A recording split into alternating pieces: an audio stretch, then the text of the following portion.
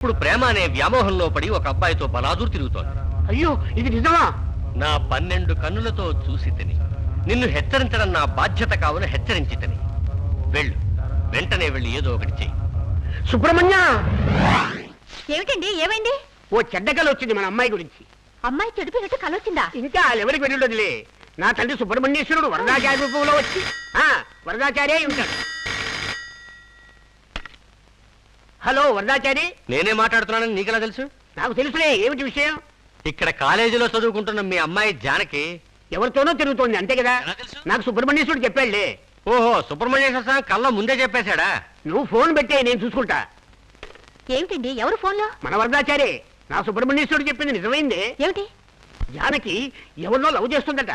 జానకి అలాంటి పిల్ల కాదండి. ఈ లాయలకు పనే ఉంది. ఏవో మాయ మాటలు చెప్పి గొడవలు పెట్టకపోతే నిద్ర పట్టదు. వాడి గురించి అలా మాట్లాడకు.